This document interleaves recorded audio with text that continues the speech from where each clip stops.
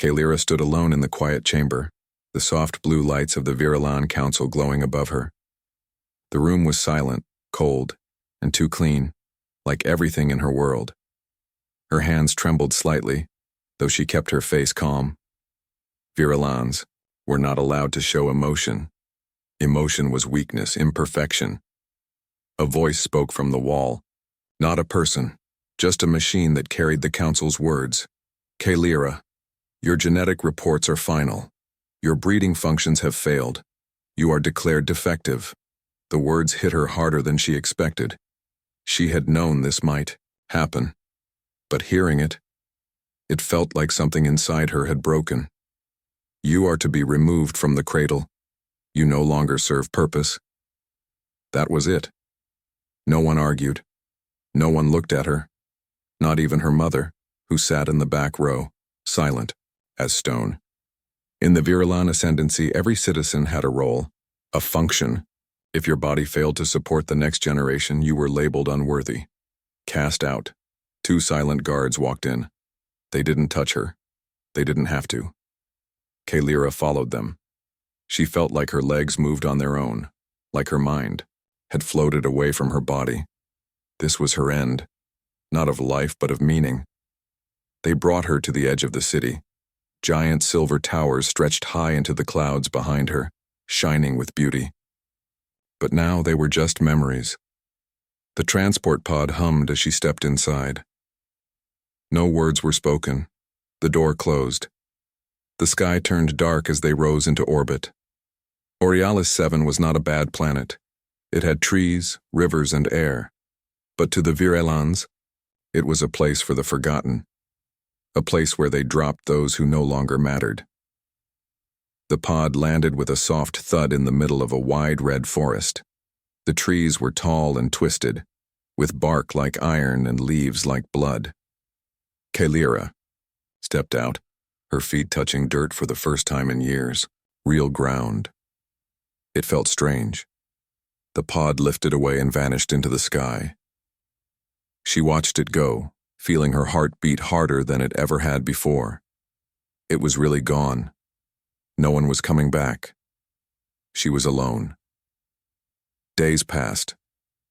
Kalira found a cave near a stream. It was small but dry. She gathered strange fruits and learned which plants burned when touched. Her body was weak from city life, but her mind was strong. She had always studied well. She had learned to think, to solve problems. But out here, none of that seemed to matter. At night, she lay on the cold stone floor and stared at the ceiling. Thoughts swirled in her mind. Was this all her life would be now? Just surviving? Just waiting for the end?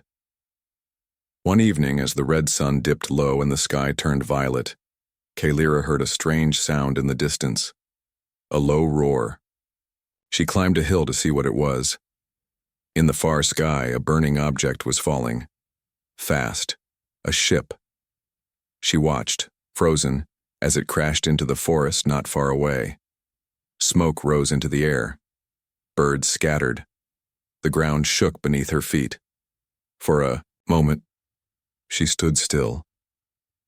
Then something in her moved. A feeling she couldn't explain. Curiosity. Fear. Hope? She started walking toward the crash. It took her hours to reach the site. Trees had broken and smoke still rose from the wreckage. The ship was small, maybe a personal craft. Part of it was torn open. She heard a groan. Carefully, she moved closer. Inside the broken ship, lying among metal and wires, was a figure, tall, broad, wearing strange armor. His face was cut and his arm was bleeding, but he was alive. He was human. Kalira had seen humans before in the data halls. Her people studied them but never respected them. Humans were emotional, chaotic, unpredictable.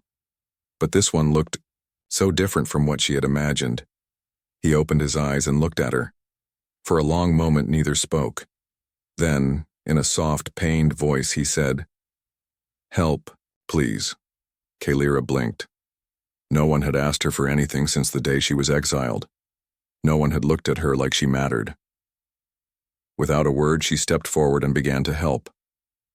Kalira worked quickly but carefully. She tore strips from her own tunic to wrap the human's bleeding arm. The man winced but stayed still. His dark eyes looked at her with pain and something else. Trust. She wanted to ask him many questions. Who was he? Why was he here? But words felt strange. Now. Instead, she focused on the small task in front of her, keeping him alive.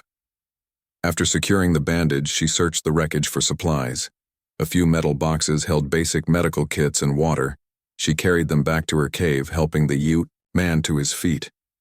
His body was heavy and weak, but he followed her without resistance.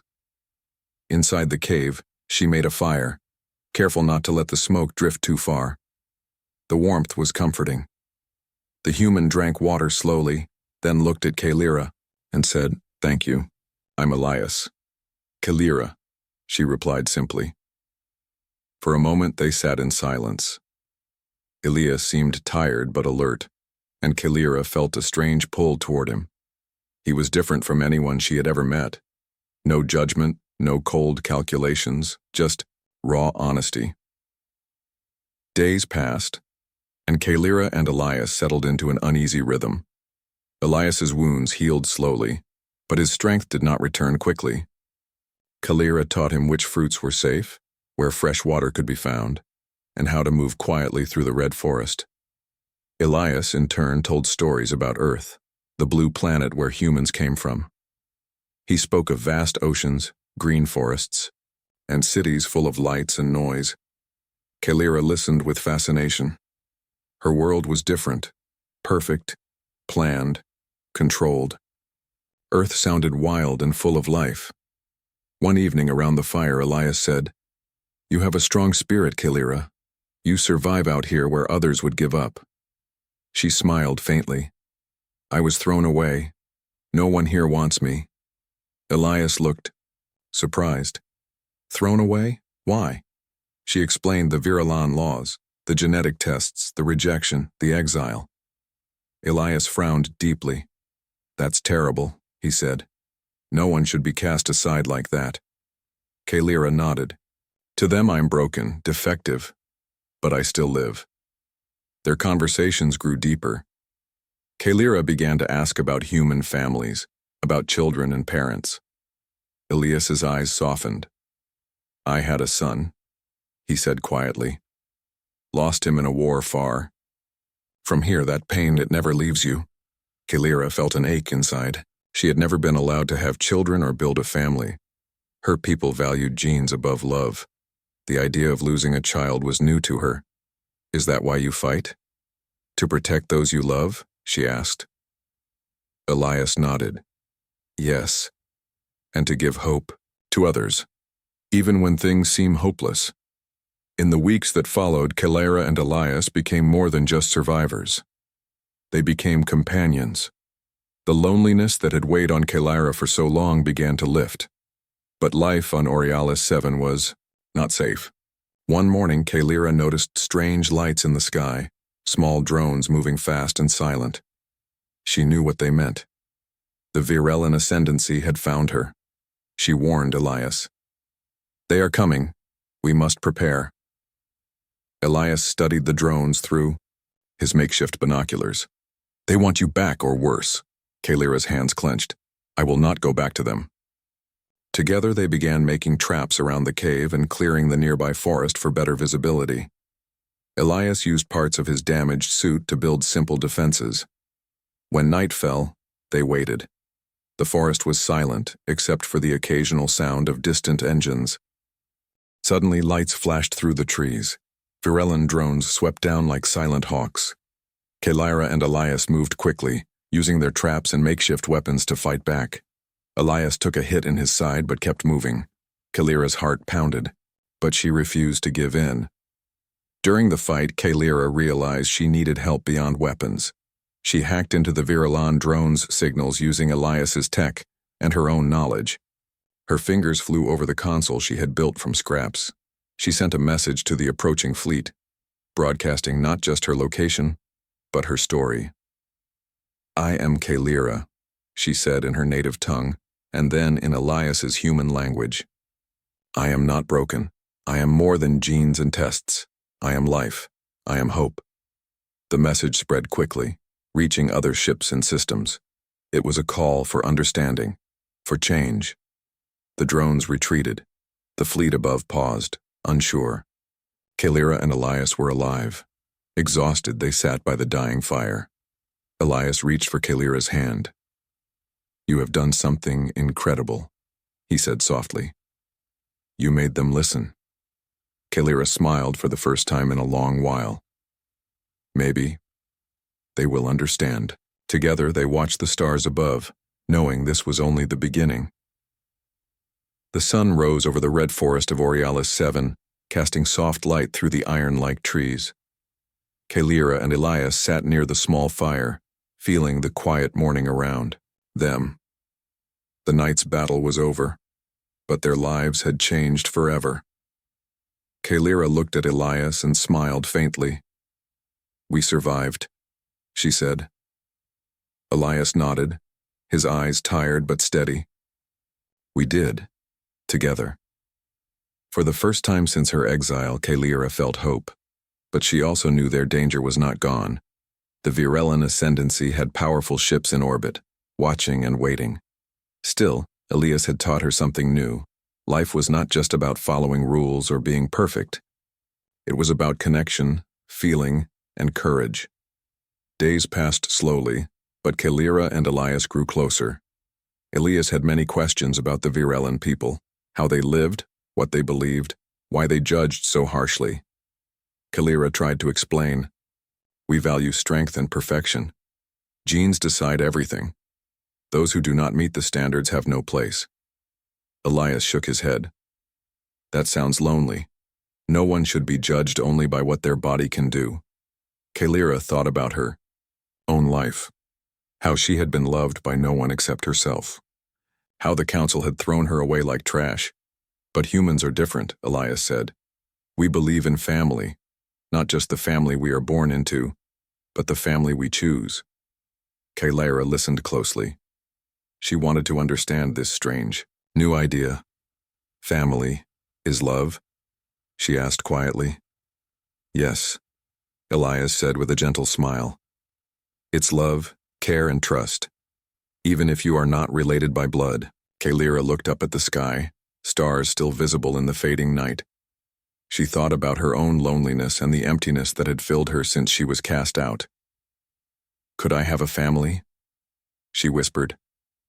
Elias looked at her kindly. Of course, anyone can. Over the next weeks, Kalira and Elias shared more stories. Elias talked about Earth, his home planet, a place full of different people and cultures, sometimes messy, sometimes beautiful. Kalira loved hearing about Earth's oceans, its mountains, and the way people laughed even when life was hard. She admired the way humans made mistakes but kept trying. In return, Kalira taught Elias about the Virellan ways, how their technology was advanced, how they valued knowledge, and how rules shaped every part of life. Elias saw how much pressure Kalira had lived under, how her people had robbed her of freedom and choice. One evening, Elias told Kalira about his son, lost in a war far from Oriolis 7. His voice was soft and sad. He was young, Elias said, brave and full of dreams.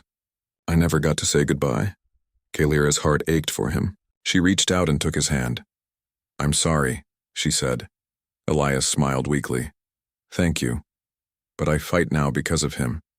To build a better future. Kalira nodded. She wanted to fight too. Not with weapons, but with hope. Life on Oriolis 7 was still hard. They had to stay hidden. The threat from the Virellan fleet was always near. Kalira knew her people would never accept her choice to stay with a human. But Elias showed her another way, one of courage and kindness. Together they made plans to survive and to change. Kalira began to believe that being different was not a curse. It was a chance to build something new.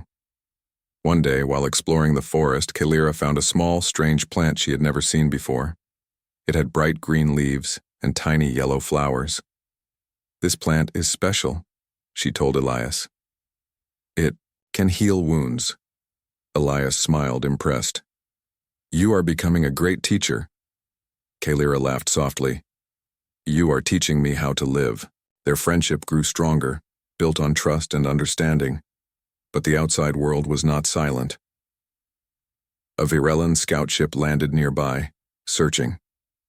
Kalira and Elias watched from the shadows as soldiers moved through the trees. Kalira's heart pounded. "They are close." Elias nodded. "We must be ready." They retreated deeper into the forest, ready to face whatever came. That night, Kalira looked at Elias and asked, "Why do humans believe so much in hope?" Elias thought for a moment. "Because hope keeps us alive. It gives us strength when everything is dark. It helps us believe that tomorrow can be better." Kalira smiled, feeling warmth in her chest. For the first time she understood. Their bond was no longer just survival. It was a beginning. Two souls from different worlds united by trust, learning what it truly meant to be alive. To be continued in Part 4, The Broken Beacon and the Rising Storm. The red forest of Aurealis 7 was quiet in the early morning light. Kalira and Elias had spent many days hiding, learning from each other, and preparing for what might come. But the peace they felt was fragile, like thin ice waiting to break. One afternoon, Kalira climbed a tall iron-barked tree to scan the sky. Her sharp eyes caught a flicker, a small signal blinking in the distance. It was faint but steady. She recognized it immediately. A beacon. "A distress beacon," she told Elias when she returned. "Someone is sending a call for help." Elias frowned. It might be from a nearby ship or maybe from one of the Virelan patrols. Kalira's heart sank. "If it's Virelan, they will find us." Elias nodded. "We have to be ready." That night, as stars twinkled overhead, they built a small shelter from fallen branches and leaves. The wind whispered through the trees, carrying with it a warning. Kalira sat by the fire thinking about her past, the cold halls of the Virelan Council, the day she was declared defective, and the moment she was exiled. "Why do they fear me so much?" she asked softly. Elias looked at her, his eyes full of understanding. "Because you are different. Because you survived when they expected you to fail." Kalira smiled sadly. "I never wanted to be different. I just wanted to belong." "You belong here with me," Elias said simply. "Not because of who you were told to be, but because of who you are." Suddenly, the fire flickered, and the night sounds grew tense. Distant engines hummed through the forest canopy. "They are coming," Kalira whispered. Elias stood, grabbing his worn exosuit helmet. "We must move quickly." Together, they packed their few belongings and left their shelter. The forest was dark, but Kalira's sharp eyes guided them through the twisting paths. The Virelan drones came like shadows, silent and fast. Their sleek forms glided through the trees, scanning for any sign of life. Kalira and Elias stayed hidden, using the natural cover. But the drones were relentless. "Elias, they are searching closer," Kalira said, her voice tense. He nodded. "We need a plan." Using his damaged suit, Elias activated a small device that sent out a pulse, confusing the drone's sensors. For a moment, the machines faltered. Kalira seized the chance. She climbed a tree and used a branch to break a nearby drone's antenna, causing it to crash with a soft thud. The fight was not over. More drones appeared, and the Virelan fleet in orbit sent signals to tighten the search. Kalira felt fear, but also determination. She refused to be hunted like an animal. "Elias, we have to send a message," she said urgently. "If we don't, they will never stop." Elias agreed. Using a small console he had salvaged from his ship, they began to hack into the Virelan communication network. Kalira's fingers moved quickly over the controls. She sent a broadcast, not just her location, but a message. I am Kaylira, her voice said clearly through the transmission. I was cast out by my own people. I am not defective. I am more than a gene or a test. I am life. I am hope. The message echoed through the stars. Ships paused their approach, caught by her. Words. Elias looked at Kaylira with awe. You did it. You made them listen. But Kaylira knew the fight was far from over. Days later, as they hid deeper in the forest, the atmosphere changed. The Virellan fleet remained nearby, but there was hesitation in their movements. Kaylira's message had reached more than just soldiers. It had touched others. She thought of her own people and wondered if anyone would question the harsh laws they lived by. Maybe, she said softly. Maybe this is the beginning of change. Elias smiled and took her hand. We will face it together. Night fell and the stars shone bright. For the first time since her exile, Kaylira felt something new. Hope. Not just for herself, but for all who had been cast aside. Together, they looked up at the sky, ready to face whatever the future held. The red forest of Aurealis 7 had grown quiet after the storm of drones and ships. But Kaylira and Elias knew that silence was only temporary. The Virellan ascendancy was powerful and would not give up easily. We can't stay here, Elias said one morning, his voice low but firm. They will send more. Kaylira nodded. We need to be ready, to fight if we must. They worked quickly to prepare, using scraps from Elias's damaged exosuit and parts. From the crashed ship, they built traps and shields around their camp. Kaylira used her knowledge of the forest to set up hidden alarms, thin vines that would snap if stepped on, alerting them to approaching enemies. Elias showed her how to use a small energy pistol he had managed to repair. It was not powerful, but enough to surprise anyone who wasn't careful. Days passed with tense quiet. The two lived on little food and water, moving cautiously through the trees. But they also found moments of peace, sharing stories by the fire, laughing softly at Elias's jokes, and dreaming of a future free from fear. One evening, as the sun dipped behind the iron trees, Elias spoke quietly. Kaylira, have you ever thought about what comes after all this? After the fighting? Kaylira looked at him, her eyes reflecting the fading light. I have. I want to live without fear, to be accepted, not for my genes, but for who I am. Elias smiled. I want that too. But their peace shattered when distant engine sounds grew louder, and the ground beneath them trembled. A squadron of Virellan drones had found their camp. Kaylira's heart raced. They're here. Elias grabbed his weapon. We fight. The battle was fierce but short. Kaylira's trap slowed the drones, causing some to crash. Elias fought bravely, firing carefully and protecting Kaylira when the machines came close. During the fight, Elias took a hit. A sharp energy blast grazed his side, burning through the suit. He stumbled but didn't fall. Kaylira rushed to his side, pulling him back into the shadows. You're hurt. I'm fine, he said, grimacing but steady. We have to keep moving.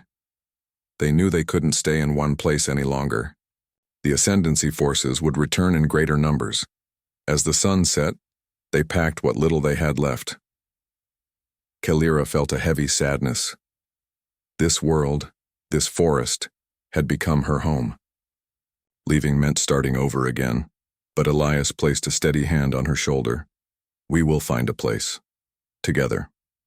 She nodded, drawing strength from his calm. Under the cover of darkness, they began their journey deeper into the forest. The stars above were their only guide. Hours later, they came to a small clearing near a sparkling stream. Kaylira knelt and drank the cool water. Elias rested against a tree, breathing shallow but steady. Suddenly, a low growl echoed through the trees. Kaylira tensed. Something is here.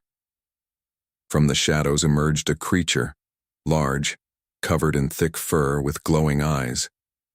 It was the forest's guardian, a beast she had heard of but never seen. Elias slowly stood, raising his hands to show he meant no harm. Kaylira stayed calm, remembering the stories of this world's creatures. The beast sniffed the air, then stepped back and disappeared into the darkness. Kalira exhaled. It trusts us. Elias smiled. Maybe the forest is on our side. That night they sat by the fire, wrapped in blankets. Elias's injury ached, but the warmth and Kalira's presence gave him hope. I never thought I'd find someone like you, Elias said softly. Kalira looked at him, feeling her heart swell with a feeling she had never known. Hope and belonging. I'm not broken, she whispered. Not anymore. Elias reached out and took her hand. You never were. As dawn approached, Kalira and Elias made a promise to face whatever came next with courage, together. Their fight was not just for survival. It was for a future where no one would be cast aside for being different. The stars above shone brighter than ever, lighting the way for two souls who had found strength in each other. The forest of Borealis 7 had become a place of quiet hope for Kalira and Elias. Days passed with challenges, but also moments of peace. They had fought and fled, but now they dreamed of something more. A life together. Not just surviving, but living. One afternoon, while exploring a nearby valley, Kalira heard a soft cry. She stopped and listened carefully. It sounds like a child, she whispered. Elias looked up from gathering firewood. A child? Out here? They moved cautiously toward the sound, the cries growing louder and more urgent. In a small clearing, tangled in thorny bushes, they found a young child, a mixture of human and virulent features. The child's eyes were wide with fear and confusion, and the clothes were torn and dirty. Kalira's heart clenched. She knelt beside the child and gently untangled the thorns. It's okay, she said softly. We will help you. Elias smiled gently. You're safe now. The child was silent but seemed to understand that Kalira and Elias meant no harm. They took the child back to their shelter, offering clean water and food. Over the days, the child, who they named Alice, began to trust them. She had been alone for a long time, lost after a raid that had torn apart her home. Kalira watched Alice carefully. Despite the hardships, the child had a bright spirit and quick mind. She's special, Kalira said one evening as they sat by the fire. Like us. Elias nodded. She deserves a family. We can be that family. The decision was clear. Kalira and Elias would become parents, not because of genes or laws, but because of love. They taught Alice about the forest, about survival, but also about hope and kindness. Kalira showed her how to identify safe plants and how to listen to the sounds of the forest. Elias taught her stories of Earth, of humans who had faced great challenges and still believed in a better future. Alice soaked up their lessons eagerly, her laughter bringing light to the dark forest. But the past was never far behind. One day, a Virilan patrol ship appeared on the horizon, scanning the forest below. Kalira's heart raced. We must be careful, Elias said.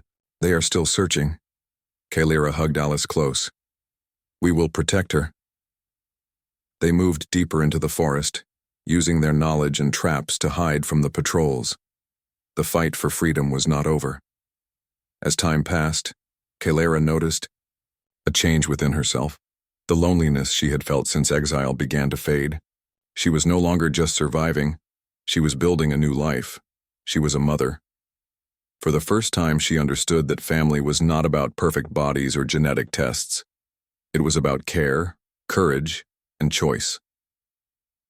Elias watched her with pride. You have given us all a new beginning. Kalira smiled, her eyes shining with tears. And we will face whatever comes next, together. Under the stars, the new family rested, wrapped in the quiet strength of hope and love. They were no longer alone. Years had passed since Kalira and Elias found each other in the red forests of Borealis 7. The little family they had built with Alice had grown stronger and closer with every day. The forest, once a place of fear and exile, was now their home, a symbol of hope and new beginnings. Alice had grown into a bright and brave young girl, curious about everything around her. She was a mix of two worlds, human and Virellan, but neither part defined her alone. Instead, she was her own person, full of dreams and strength. Kalira watched her daughter play near the river, a soft smile touching her lips. She thought about how far they had come, from exile and war to love and family. The world beyond the forest was still uncertain, but here, in this moment, they were free. One day, a ship landed near their home. It was not the sharp, cold craft of the Virellan ascendancy, but a different kind, friendly and open. Earth's diplomatic envoy had arrived, curious about the story of Kalira and Elias. The envoy's leader, Commander Lyra, stepped down and greeted them warmly. "We have heard your message," Lyra said. "Your courage has inspired many. You show us a way to change old rules and build a better future." Kalira looked at Elias, then at Alice. "It is time," she said quietly. "Time to show the universe what family really means." Together, they traveled to Earth, where Kalira was welcomed not as defective, but as whole. She spoke openly to many about her experiences, the pain of exile, the strength she found in love, and the power of hope. Her story became a beacon for others. Those who had been cast aside or judged unfairly saw in Kalira a reflection of their own worth. Humans and Virellans began to listen and learn. Alice, growing strong and confident, became a symbol of unity between two species. She spoke of peace, acceptance, and the future they could build, one where no one was thrown away because of differences. Kalira and Elias stood proudly beside her. They knew their fight had been difficult, but it was worth every moment. The Virellan ascendancy, faced with the truth and the courage of Kalira's message, began to change. New leaders rose who believed in compassion and understanding, not cold rules and judgment. Kalira watched as bridges were built between worlds. The galaxy, once divided by fear, slowly came together. At night, Kalira and Elias would sit under the stars holding hands. The journey had not been easy, but it had brought them here, to a future filled with hope. "I never thought I would find this," Kalira said softly. "Neither did I," Elias replied, "but here we are, together." Their family had changed the course of history, not through violence or power, but through kindness and courage. Kalira, once cast aside as defective, had become a mother, a leader, and a symbol of what humanity truly means. And under the shining stars, humanity, imperfect, hopeful, strong, stood tall.